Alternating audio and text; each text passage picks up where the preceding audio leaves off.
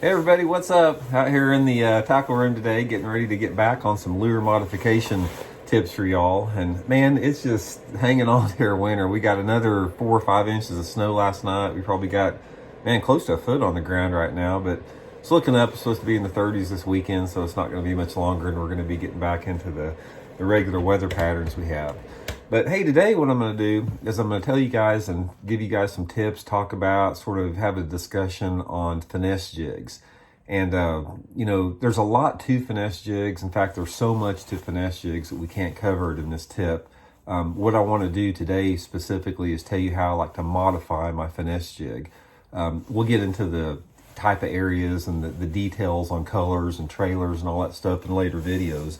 But I've got a really cool modification tip that I use on my finesse jigs, particularly if you're fishing in any type of water visibilities over 3 feet and around a lot of rock, which we do here in the Ozarks.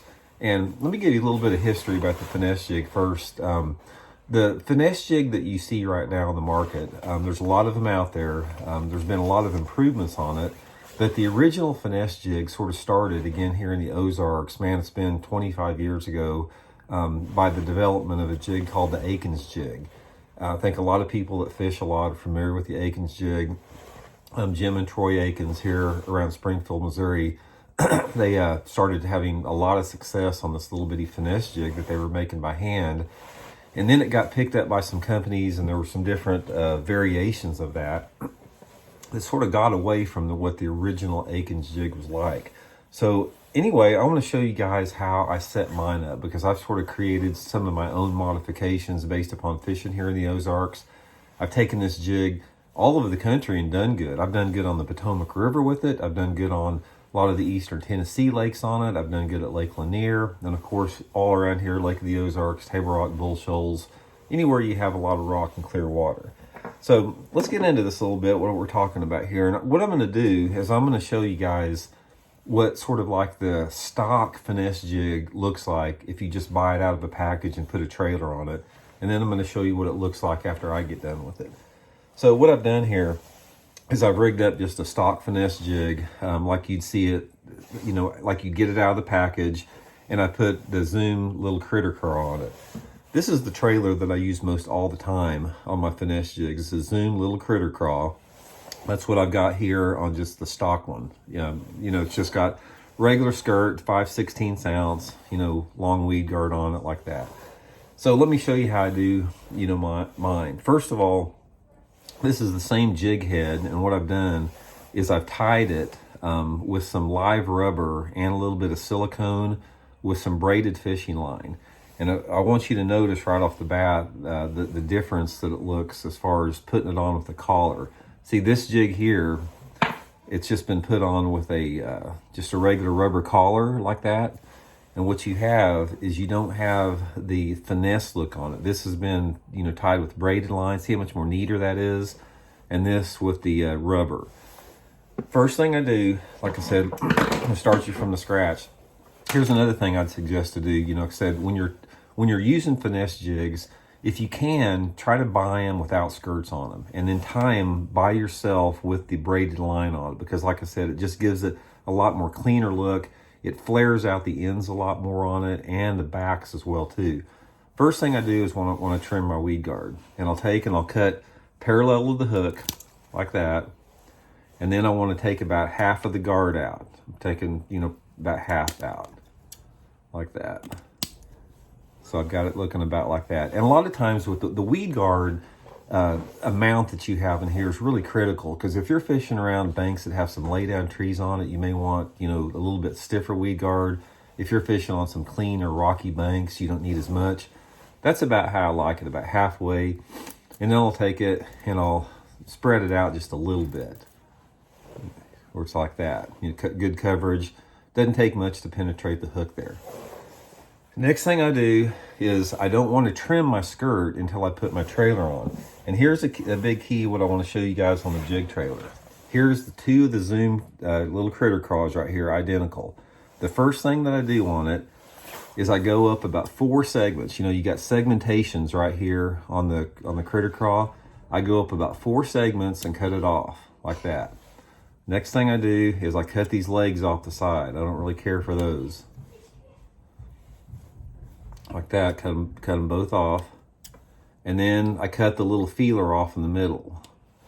So my craw looks like that. Here's the difference between the stock little critter craw out of the package, and here's the variation that I've created, the shorter version like that. Next thing I do is I'm going to thread it on my jig. Always come through the flat side on them. And here, or excuse me, I'm sorry. Always come through the rounded side on it when you're putting the jig on. I was talking about Texas rig. But it's really critical when you guys put your jig trailers on, take a lot of time, put your reading glasses on if you can't, if you're older like me and you have to have them, and take your time to really get this jig on the hook super, super straight. Because what this is critical, it's critical that you have it completely centered perfect on the trailer, because it makes that jig fall right. It makes it fall completely level, and that makes a big difference. And then you want to level it out where it's fairly flat. So that's what I've got there. Now the next thing I'm going to do is I'm going to trim the skirt back, and I don't ever want to trim it just completely level. I want to, I'll trim like one strand a little bit shorter, leave one a little bit longer. But basically what I'm looking for is I want the craws, the pinchers, to be pretty much completely exposed. I want the fish to be able to see those. So I've got it like this. Okay, here's my finished product. Now let's look at the difference here. Here's the stock out of the package. Like I said, this is if you went and bought one out of the package and just put a Zoom little critter craw or full-size trailer on it, this is what it would look like. Full size, you got your weed guard, and this is what my little diminutive one looks like. Actually, sometimes you need to trim up some of the plastic if it's sticking up a little too much. So here's my little finesse one next to the stock one like that.